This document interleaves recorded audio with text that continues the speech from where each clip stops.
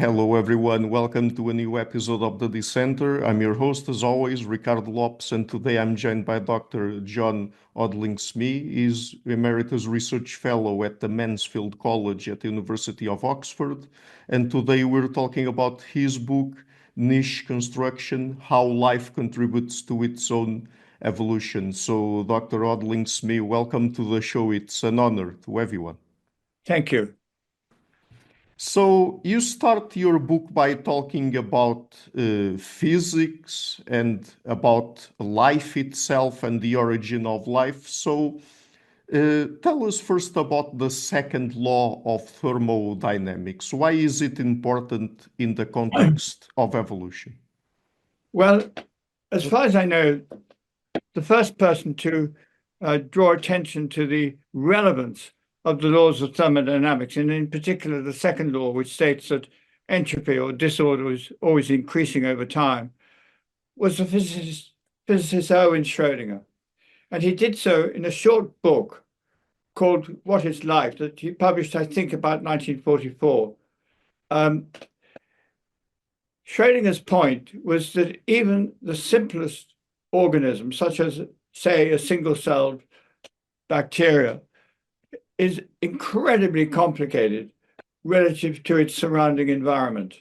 Put that another way, it's so far out of thermodynamic equilibrium with its surrounding environment that it wouldn't survive for milliseconds.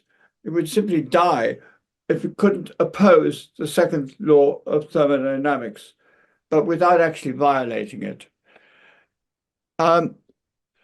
When I first read Schrödinger, I thought he really had a point. And I've been thinking about it ever since, which is why I took the opportunity of starting my new book by considering the laws of thermodynamics, and in particular, the second law and how organisms actually have to resist it to even achieve their more conventional fitness goals of survival and reproduction. And can we answer the question of what life is and what distinguishes it from non-life? Well, I think the difference between life and inanimate systems is really that animates, living's life, have fitness goals. They have goals, including the prior goal of resisting the second law. Inanimate systems don't have fitness goals. Therefore, they don't actually have to oppose the second law of thermodynamics. They just have to obey it. They don't have the problem that life does of not even being able to get started without resisting the second law. I think that's probably the biggest point I would make. What does orthodox evolutionary theory have to say about how life started on Earth and how evolution unfolds? Yeah, that's an interesting one. In my experience, let's call them orthodox evolutionary biologists, are not particularly interested in the origin of life question. I think they think it's too difficult in some ways, and they prefer to concentrate on the more immediate problems of how the mechanisms and processes of evolution work. I think they may be, or we may be making a mistake by not starting with the origin of life question, because I think it's just possible that the origin of life question may eventually throw light on some of the ways in which evolution works, which we miss if we don't start there. I think it's a sort of contentious point, but I think that's probably the best answer I can give. I don't think orthodox evolutionary biologists are really interested to start with in the origin of life question. And what are the fundamental properties of life? I mean, are there any fundamental properties? Well, I think the fundamental properties of life is that all life are sort of active purposeful systems that have to oppose the second law and then have to achieve their fitness goal by their own activities. Non-life doesn't have to do that, as I've just said. It just has to obey the second law. I think the active, purposeful agency of organisms is fundamentally different from inanimate systems. And that's why, again, I start with the fundamental goal of opposing the second law. To put it another way, life is the goal. All lives are goal-seeking systems. Everything alive is a goal-seeking system, and inanimate systems are not. What else is needed, if anything, beyond the known laws of physics and chemistry to understand life? Again, it comes back to realizing that you're having to study active, purposeful systems as opposed to purposeless systems. I think the origin of life could also be thought of as the origin of purposive systems, and in a way, therefore, of meaning on Earth. And I think I say that somewhere. Now, I think that also means that we'll probably talk about some of this later, but it does mean that you have to think of more than population genetics processes when you're studying about evolution. So, I mean, one we'll get to, I'm sure, is things like epigenetics, which you certainly don't have to study as a physicist. So you've already used this phrase a couple of times before, but you say that living organisms are active and purposeful systems. Yes. Can you explain that, particularly what does purpose mean in this context? Well, the purpose is to achieve your goals, the goals of life, with the goals of surviving and reproducing are recognized by everybody. But the prior goal of opposing the second law in order to achieve your fitness goals is not. And that's why I think I wanted to start with that before going to the conventional goals of survival and reproduction. But living systems are goal-seeking systems versus inanimate systems, which are not. And I think that repeatedly comes back to that. And let me ask you now about information, which is something you also talk about in your book. What does information mean in the context of evolutionary biology? Okay. I think the way I would answer that, I call the information needed by organisms in evolution adaptive know-how. And the purpose, if organisms to achieve their fitness goals, including their conventional goals of survival and reproduction, they can only do so by harvesting energy and matter resources from their environments, which means they have to interact with their environments, which effectively means they have to adapted to their environments at the phenotypic level in order to harvest resources from them and dump their detritus and so on. Could you ask the question again? I'm sorry. Yes, I was asking you what information means in Yes, the okay. context. Yeah. Now, basically, in order to be adapted, organisms have to be informed by the processes of evolution with the adaptive know-how to be able to interact with their local environments in ways that does allow them to harvest energy and matter resources, and also, for that matter, to defend themselves from threats in their environments. And I think the basic job of evolution, at more than one level, actually, as we'll get to later, is to inform organisms. That's what evolution does. And is that okay? Is that enough of an answer? Yes. I have a follow-up to that. Why do living organisms need information, and what is the difference between physical resources and informational resources? Well, they have to have the know-how, what I call the adaptive know-how, how to interact with their environments in viable ways, both to take resources from their environments and, for that matter, dump their detritus back in their environments, which leads to a sort of net increase in entropy in their environments, actually, which is, we get to later when we think about ecosystems. Um, and they can't do any of that without being informed by the processes of evolution itself. Um, it's the, inanimate systems do not need to be informed in the same way as all animate systems must be. And what are the different kinds of knowledge gaining processes out there? I mean, what different kinds of knowledge gaining processes do organisms have at their disposal?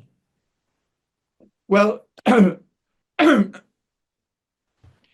in my book, I eventually distinguish between the primary information gaining processes of population genetics due to the mechanisms of natural selection and the inheritance of information in Mendelian, what used to be just Mendelian genes, it's genetics, which has gone a bit beyond that now.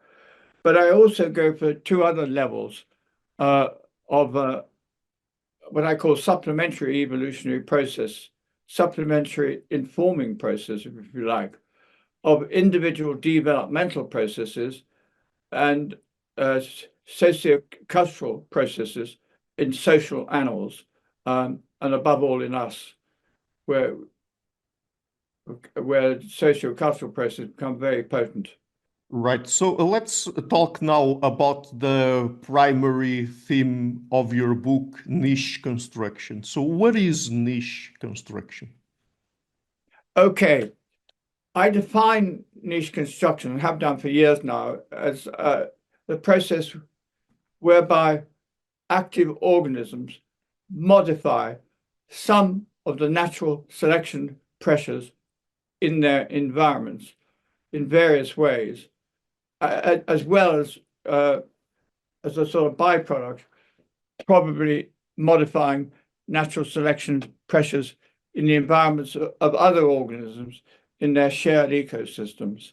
I ought to say something here, which I think in retrospect, I might have been better to call my book Niche Construction and Niche Destruction, how life contributes to its own evolution, because the negative side of niche construction is also very important. It's sometimes called it negative niche construction. The way in which organisms can, increase disorder in their environments and living really at the expense of increasing entropy in their environments. It is part of the story of niche construction. After that, we break down niche construction into several different kinds. Things like we distinguish, for example, between relocational niche construction and perturbational niche construction, as well as many other things. Relocation is if you're in an environment which is not working for you, it's possible for an animal at least to go somewhere else to find a more favorable environment relative to the phenotypic traits it already possesses. Perturbational we think of in terms of altering something in your environment to suit yourself rather than to have to respond to natural selections directly in their environment. So it always involves the modification of natural selection pressures in your own and each other's environments, but in different ways. And what functions does niche construction serve? Well, I mean, that goes on from where I've left off. I mean, for example, there's such a thing as opportunistic niche construction, whereby organisms who already possess particular phenotypic traits may find a new purpose, as it were, for something, a phenotype they already possess. They just use it in a new way, maybe to gain a different kind of resource, or maybe to outcompete some rival. Opportunistic niche construction is quite frequent. Another way is what we call counteractive niche construction, whereas if the environment changes, you do something as a niche constructing organism to counteract the niche, the way the environment changes, and bring it back as far as you can to a more favorable state relative to the phenotypes you already possess. So it's all the time, it's turning what is, I could put crudely, as a sort of one-way street relationship between organisms and their environments, which is modeled by orthodox evolutionary theory, into a fundamentally two-way street relationship between niche constructing organisms and their naturally selecting environments. It introduces sorts of feedback, of course, which changes the dynamics of more or less everything.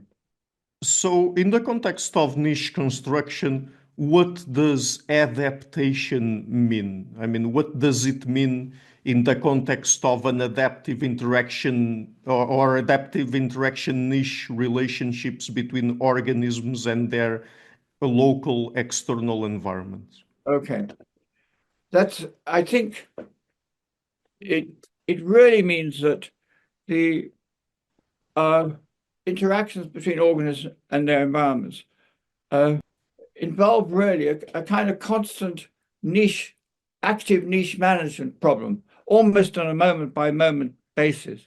Organisms are constantly having to adjust their relationship with their environments, and therefore with natural selection pressures in their environments, by their niche constructing activities. And I give some examples in my book of where I think this goes on. And it kind of opens up an alternative way of adapting to your environment. You can either just respond to your natural selection pressures in your environment, or you can try to modify selection pressures in your environment in the ways I've just been describing, so that your environment, you bring your environment back to be more favorable to yourself by the changes you cause in your environment.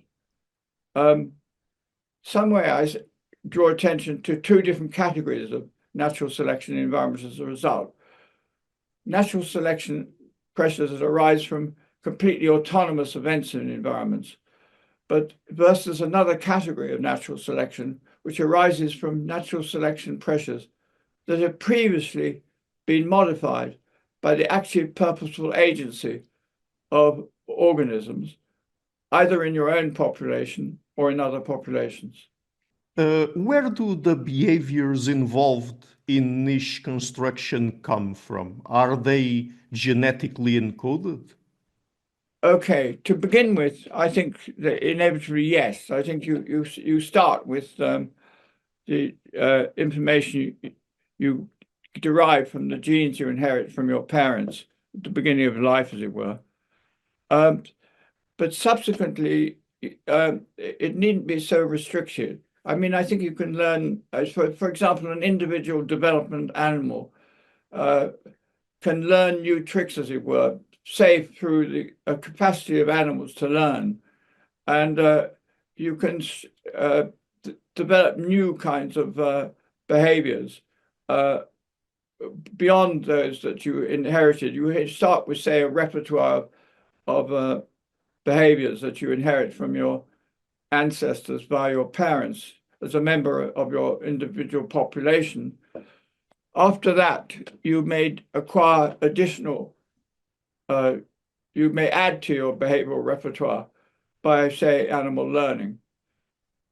again, when you move up to the third level of sociocultural groups in animals, you can, of course, get still more behaviors or be taught more behaviors, really, and so on, as a member of your cultural group now. And and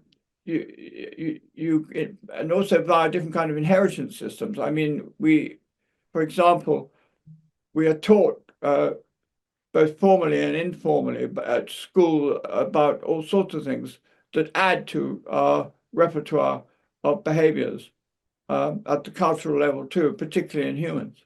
And in what ways do organisms co-evolve with their environment? Could you say that one again? Yes. In what ways do organisms co-evolve with their environment? Oh, yes. Well, I think I've been talking about this already, really, but niche construction, if all niche construction organisms modify components of their environment by their active, purposeful niche construction activities, then of course they cause their environments to change in response to their own niche construction activities. Conversely, it's always also true that natural selection pressures in their environments cause organisms to respond to natural selection pressures, which means, in effect, something that the biologist Nick Lewontin pointed out years ago, that organisms must necessarily be co-evolving with their environments by this sort of two-way street interactions between niche constructing organisms and naturally selecting pressures in their environments. So I think I say in my book that evolutionary theory should not really be just about the evolution of organisms in response to their environments. It's really about how organisms and their environments co-evolve as a function of their two-way street interactions between niche constructing organisms and naturally selecting environments. In your book, you also talk about Ashby's control theory and how the variable properties of organisms relate to the variable properties of their environments. Could you tell us about that? I'll try to. I mean, Ashby was Ross Ashby. Unfortunately, there's several Ashbys around, but he was an early control theorist that used to be called cybernetics. And he came up with some very interesting things about how self-controlling systems have to work, which I think have quite a lot of implications for our understanding of evolution. I mean, his first idea was that a self-controlling system had to protect an essential variable, which was essentially equal to the achievement of some kind of goal, some kind of destination, if you like. And then they said he came up with something which he called the law of requisite variety, or LRV, according to which organisms can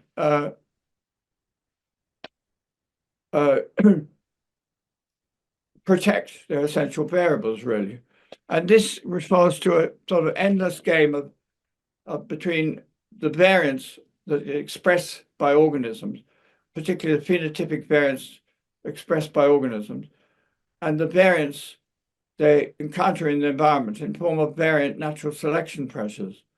And they're constantly having to play this game of variance between the self-controlling system and its environment. And I give some examples, a simple example of trying to use the, for example, I use the example of a sailboat that you control with the things that are true in your own variance, sails, ropes, rudders, tillers, and everything else, versus the weather conditions and the sea states and all the rest of it that you're sailing through. And if you can't control, you can't actually counteract or drive down the variance, which is another way that Ashby talks about it, that you encounter in your environments by controlling the variables that you have over some control over. Then, of course, you probably lose your you don't get to your destination. You can't protect your destination, and you sort of run into a rock or something on a sailing boat or something, and you lose control. The object, of course, is not to do that. It's to arrive safely at a harbour, say, and everything, every self-controlling system is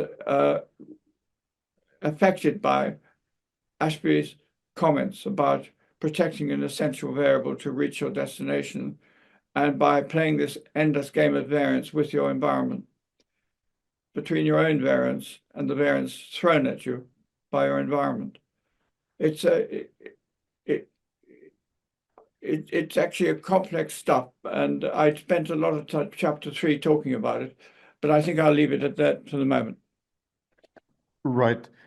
Just to illustrate what we are talking about here when it comes to niche construction, could you give us 2 or 3 examples of niche construction behaviors in different organisms? Example of niche construction. Yes. Well, I gave you one already, that if you find yourself in an environment which is increasingly hostile to you because of the natural selection of your process you're encountering in that place and space, it's possible to move somewhere else. And of course, I mean, a particularly good example is seasonal migration, but in birds. I mean, there's many birds in this country which take off before the winter and fly all the way to Africa or South Africa even, but it's a form of relocation at considerable expense. But that's niche construction. And then they return the following spring and start building nests. Building nests, of course, is also niche construction. If you build a nest or build a dam, I mean, one of the famous examples of niche construction is the dams built by beavers to improve their fishing, really. And they change their environments considerably, and not only the environments of themselves, but of the whole sort of riparian ecosystems in which they live, and so do many other organisms. So they inevitably change selection pressures for other organisms too. So those would be 2 salient examples of niche construction. I mean, for me, there are just endless examples, but I hope that will do for the moment. Yes. In the book, at a certain point, you mention 2 requirements of life, bioenergetics and bioinformatics. Could you explain them and how they interact with one another? Well, the energetics, I mean, I use bioenergetics really more in an ecological sense than in its usual metabolic sense most of the time. But the crucial relationship really is that they each depend on each other. The gaining of energy and matter resources depends on adaptive know-how. But the adaptive know-how is supplied by the processes of evolution. But the processes of evolution have to be paid for by the energy and matter gained by organisms during their lives. I mean, an obvious thing there is if organisms have offspring, they have to pay to contribute offspring to the next generation of their populations by gaining sufficient energy and matter resources to build their offspring, and also not only their offspring, of course, but to maintain their own selves and so on. And so the fundamental relationship between these two different kinds of resources, which comes up endlessly in my book, is one of each needing each other and the dilemmas that go with that. I mean, some standard origin of life question was which comes first, but almost everybody nowadays thinks, well, that can't have been what happened. What must have happened, it must have come together in some way or other, and so on. But I think that this, in my chapter 8, I come up with a set of rules about how these two kinds of resources relate to each other and describe them in some detail. So I think that's the basic answer to your question. So let me ask you a little bit now about ecosystems. What can we learn about the origin and evolution of ecosystems on Earth as a function of the coevolution of niche constructing organisms with their environments? Okay, that's a big question. The way I approach this, I think I mainly devote chapter 8 to this in my book. I start off by considering, well, suppose you start off with what I call a dead planet, or a planet in which there's no life. What you find there are flows of energy and matter on dead planets. So geochemical flows of energy and matter, but that's it. As soon as life appears on a planet, then you convert the flows of just energy and matter into biogeochemical flows and cycles that involve information as well as energy and matter, the information in organisms. And the biogeochemical flows are then responsible, or they sort of introduce the basic set of relationships that you find between organisms of different species, or even the same species, in ecosystems. The classic ones of competition, usually thought of as a minus-minus relationship, mutualisms or cooperation, plus-plus relationships, and asymmetrical relationships between, say, predators and prey, or hosts and parasites, usually thought of as plus-minus relationships. And as the life builds up on a planet, so those relationships sort of get introduced and then developed. And it also, there's something that's interesting, which is different between the conventional evolutionary biologists and what I'm suggesting here too, is in population community ecology, for example, it's relatively easy to describe the co-evolution of different species of organisms because each of the organisms in both species all carry genes. So you can set up population genetic models of co-variation between different species of organisms. But what you can't do really is bring in anything to do with non-living abiota, which are also components of ecosystems, into that story. Because, of course, non-living systems don't have genes. However, in the version of evolution that I'm describing, you can get the indirect co-evolution of two populations via an intermediate non-living abiotic systems. For example, this is a bit confused, but if a population A niche constructs in ways that modify an intermediate component in the environment, which is non-living, and I call it Z, then the changes in Z may act as a change selection pressure for another population, population B. In effect, that leads to the co-evolution of population and population B via an intermediate abiotic component, Z. And that's the sort of thing that is introduced when you realize the organisms can modify abiotic components in their environment, non-living components, by their niche constructing activities in ways that subsequently change the evolution of another population in their ecosystem, which I think adds to ways in which we can think about ecosystems and the relationship of ecosystems to evolution in biology.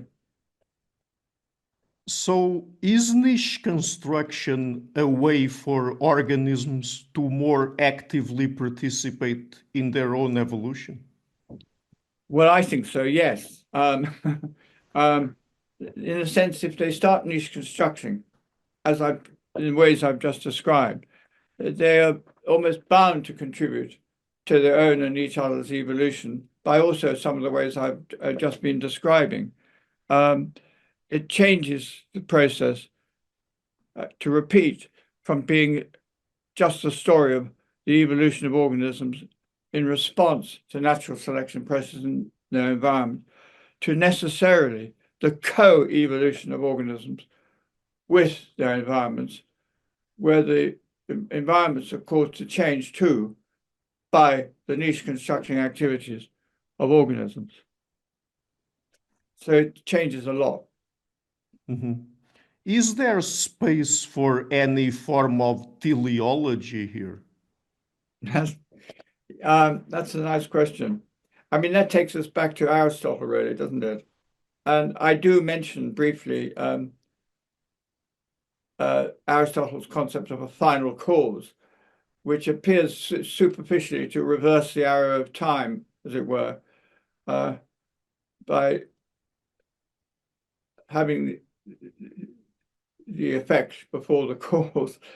I don't think that's really, I'm not an expert on Aristotle. I'm not sure whether he would really have meant that. But what I think it does draw attention to is the capacity of organisms to use their histories of the past, which can be different kinds of histories at these three different levels, the collective history of your population at the genetic level, individual history of yourself at your individual developmental level, and the history of your cultural group at the third level. Now, the ways that all these histories apply does allow for past, present, and future to interact, and the interaction relative to the future does include the possibility of anticipating your future, which of course is not the same as teleology, but it can look like it superficially. And I give the example, say, of a human athlete who wants to win a gold medal at some future Olympic Games and anticipates that goal and therefore trains very hard here and now to enable it to achieve an anticipated goal in the future. Now, that has sometimes been called teleonomy rather than teleology in biology, but it's not Aristotelian teleology. It may superficially look like it a bit, but it ain't the same thing. Right. So earlier I asked you about information gaining processes, and one that you mentioned was developmental processes in individual organisms. Could you tell us now about social and cultural processes in social animals, including humans? In what ways are those kinds of processes also information gaining processes? Yes. The sociocultural information gaining is studied by evolution, at any rate, some evolutionary biology, under the general heading of the coevolution, gene culture coevolution. And it's also a contentious area in evolutionary biology. And there's quite a good start has already been made, but I think there's a long way still to go as we realize how information gained at the cultural level, it can interact with information gained, say, at the population genetics level at level 1. And I think the way I think of it is that I think it makes sense to consider, well, these additional processes of evolution at the developmental level and the cultural level probably wouldn't have evolved in the first place unless they enhance the capacity of organisms for adapting to their environments. But it needn't always stay that way, which is one of the points of interest. There is the possibility, because each information gaining process potentially picks up different kinds of information, what I call qualitatively different information, there is the possibility that they may become antagonistic instead of mutually beneficial at some stage. And the classical example of this is when humans first went dairy farming and really discovered there was a new resource available, namely milk, that they could use from their cattle. Except there was one problem, that all human babies, for example, are obviously able to drink their mother's milk because they're lactose tolerant. But they're not they lose their lactose tolerance as they grow older, which meant that dairy farming communities found they had a problem of digesting the milk that they took from their cattle initially. That then led to a relatively slow process whereby drinking milk modified natural selection pressures at level 1 of population genetic evolution, which eventually took up the slack by evolving lactose tolerance in adults as well as in children and babies. And that was an interesting interaction between the cultural processes at level 3, as we're calling it, and the population genetic processes at level 1, which was initially antagonistic, but then set up interactions between the two, which eventually led to a restoration of adaptation by adults becoming lactose tolerant as well, due to a change in, actually, I think, genetics and chromosome 2, as I remember rightly. So that's why it can work. One of the problems is you need time for that. And if we change our environment so quickly at the cultural level, as we are threatening to do now, it may not grant you enough time for the population genetic level to make the necessary adjustments to catch up with level 3 changes, in which case we get what I sometimes call an adaptive lag, and which can be potentially probably very dangerous. Okay.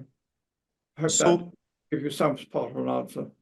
yes. So, talking about changing our environment too quickly, how are humans currently contributing to the evolution of life on Earth? I'm not quite sure what you're getting at there. I've already been discussing some of the ways in which I think it changes our understanding of the evolution of life on Earth.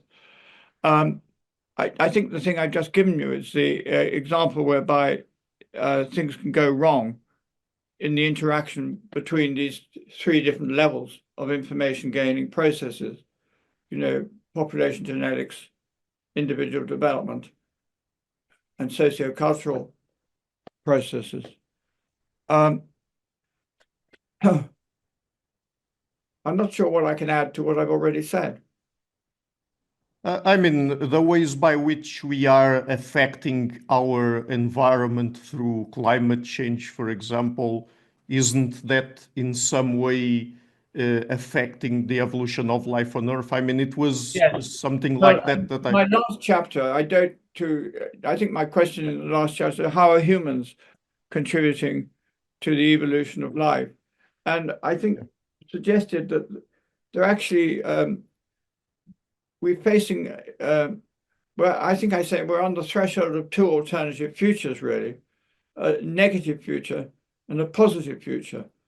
And the negative future takes the form of a human-induced another mass extinction of life on Earth, which we could do, I think, in either two ways, which I discussed, nuclear war or climate change. The positive future really comes to the point where humans begin to understand that the processes that put them together are, for the first time, becoming aware of themselves in the, if you like, in the conscious minds of and intelligence of humans. For the first time, it's possible for us to begin to understand the processes that have put us together. And I think that carries the responsibility of being both the custodians of life on Earth, but it also raises the daunting prospect that through genome editing and other things, we may begin to influence the future evolution of an awful lot of life on Earth. We could start directing it. And unless we can understand the process of evolution much better than we do at the moment, and therefore understand our true relationship with the rest of nature much better than we do at the moment, the prospects of having to direct the future evolution of a lot of life on Earth are appalling, really, because we get it wrong.